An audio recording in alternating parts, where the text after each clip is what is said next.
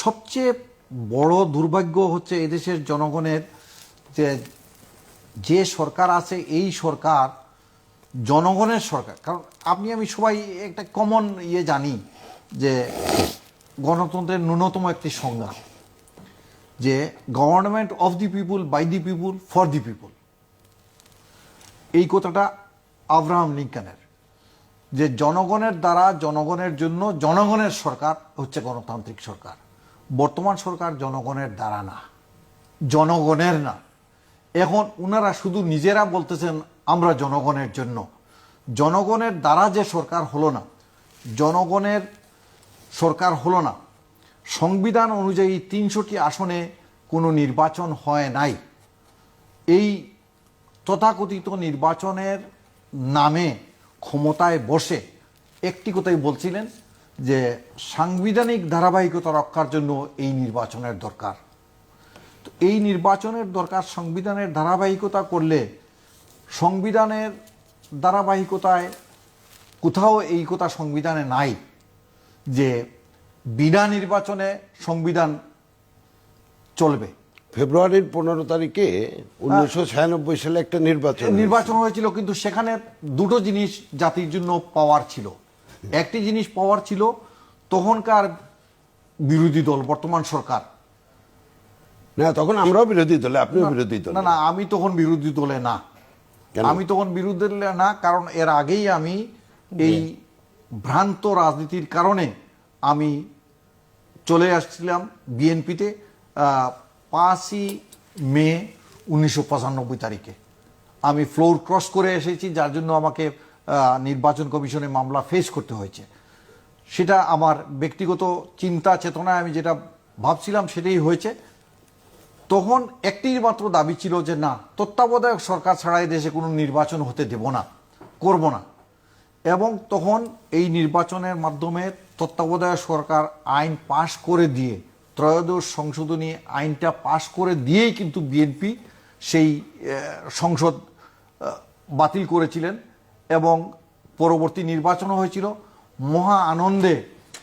95 সালের যারা নির্বাচিত হয়েছিলেন, 96 সালের 15ই ফেব্রুয়ারি যারা নির্বাচিত হয়েছিলেন তারা সংসদ সদস্য লেখেন না নিজেদের? হ্যাঁ, অবশ্যই লিখছেন। না, সংসদ সদস্য লিখে কিন্তু যেটা দিয়ে গেছে ঐতিহাসিক দাবি পূরণ করে দিয়ে গেছিল আওয়ামী লীগের সেই তত্ত্বাবধায়ক সরকার আইন দেওয়ার পরে মহাসুখে আওয়ামী লীগ নির্বাচনে অংশগ্রহণ করেছেন এবং আওয়ামী লীগ সরকার গঠন করেছেন। বিএনপি গণতান্ত্রিক দল হিসাবে বিরোধী দলে অবস্থান নিয়েছে এবং বর্জন করেছে সংসদ। সেটা হচ্ছে ভিন্ন কথা। সেটা হচ্ছে ভিন্ন কথা। না, ভিন্ন কথা না, সবগুলো কিন্তু ওই আপনার নর্মস গুলো মানতে হবে। কমিটমেন্ট থেকে কিন্তু বিএনপি কখনো সরে নাই। কিন্তু বিএনপি কখনো সরে নাই, কিন্তু আওয়ামী লীগ সেই 273 দিন যে তত্ত্বাবধায়ক সরকার, আমি আপনাকে একটা জিনিস মনে করাই দিই, স্মরণ করবেন। আপনি দেখেন বিএনপির যে রাজনৈতিক ধারা, না যে রাজনৈতিক ধারা, আমি আপনাকে বলি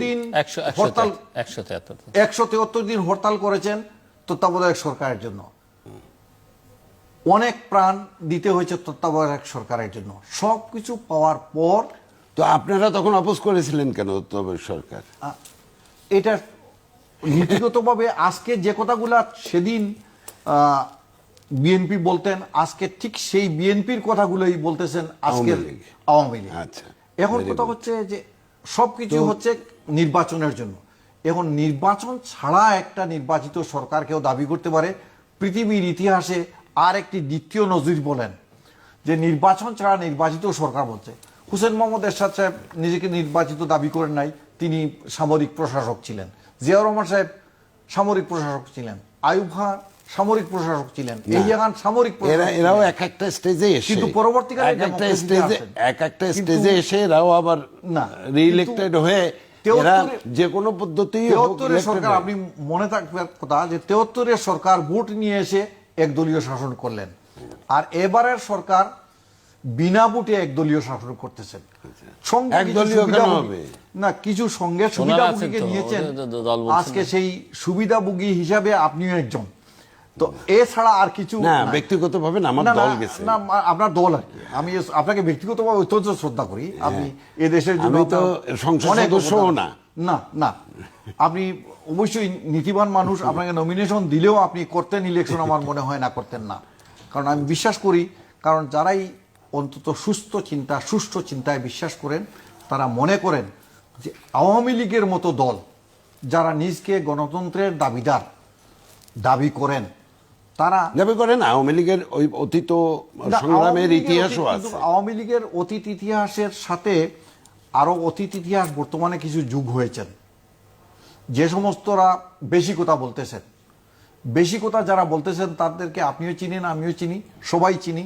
আজকে দেশের সমস্যা হচ্ছে যে দেশকে যদি আমরা সঠিক পথে নিয়ে যেতে হয়, বিশ্বের কাছে যদি নিজেদের জাতির মান মর্যাদা বৃদ্ধি করতে হয়, তাহলে প্রথমেই কাজটা করতে হবে যে আজকে সর্বজনীনভাবে গ্রহণযোগ্য একটি নির্বাচনের ব্যবস্থা। না, সেটা তো 2019-এ হবে, এবং সেখানে ওই যে তত্ত্বাবধায়ক সরকার বা ওই জাতীয় কিছুর মধ্যে আওয়ামী লীগ যাবে না। এটি স্ট্রেট প্রধানমন্ত্রী আওয়ামী লীগ বলতেছেন। আওয়ামী লীগ তো আচ্ছা, এখন আপনি আমাকে বলুন যে তত্ত্বাবধায়ক সরকার পদ্ধতি, দেখুন আমি একটা ঘটনা বলি। আমরা যখন তত্ত্বাবধায়ক সরকারের আন্দোলন করছিলাম, তখন এদেশে বিএনপি শাসনামলে এসেছিলেন ভারতের তৎকালীন প্রধানমন্ত্রী অটল বিহারী বাজপেয়ী। তো ওখানে সব রাজনৈতিক দলের সঙ্গে তাদের ওনার বৈঠক হচ্ছিল। তো আমরা তখন গিয়ে তাকে তত্ত্বাবধায়ক সরকারের যে বৈশিষ্ট্য সেগুলো বোঝানোর চেষ্টা করলাম। তিনি কবি মানুষ, ভাবুক মানুষ, চোখ বন্ধ করে প্রায় আধা ঘন্টা আমাদের কথা শুনলেন। আমরা তত্ত্বাবধায়ক সরকারের মাহাত্ম্য তাকে বোঝাতে চাইলাম। তিনি এই সব 30 মিনিটের কথা শুনে আমাদেরকে একটা প্রশ্ন জিজ্ঞেস করলেন যে আপনাদের দেশে কি নির্বাচন কমিশন নেই? দেখুন, তো একটা জিনিস হলো কি যে আমাদের নির্বাচন কমিশন বলুন আর সাংবিধানিক অন্যান্য প্রতিষ্ঠান বলুন, আমি সেদিকে বাংলাদেশে তো একটি প্রতিষ্ঠানকে শক্তিশালী করবার কোনো প্রয়াস নেই। এটাই হলো। তো সেখানে কেন আপনি ক্ষমতায় থেকে যখন সেই প্রতিষ্ঠানগুলোকে শক্তিশালী করবেন না? কারণ বাইরে যারা আছে তাদের তো সেটা করবার সুযোগ নেই, তখন অন্যরা কেন আস্থা রাখবে? এটা আমি আপনার সঙ্গে 100% একমত যে দেখুন, গণতন্ত্র কেবলমাত্র এবং পলিটিসাইজেশন যে জায়গায় এসে দাঁড়িয়েছে, গেটিসবার্গ অ্যাড্রেসে আব্রাহাম লিঙ্কনের government of the people, by the people, for the পিপলের ডেফিনেশনে চলে না। গণতন্ত্র হলো উপলব্ধির বিষয়, গণতন্ত্র হলো নিজের ভেতরে প্রথম চর্চা করার বিষয়, নিজের সমাজে, নিজের পরিবারে। এখন government of the people, by the people, for the people, আর আপনারা আর একটা যুক্ত করে নিয়েছেন সাম্প্রতিককালে ফ্রম দ্য পিপল। এখন এই যে গণতন্ত্রের ডেফিনেশন, এটা তাদের জন্য যারা ওই পর্যায়ে যায়। আমেরিকা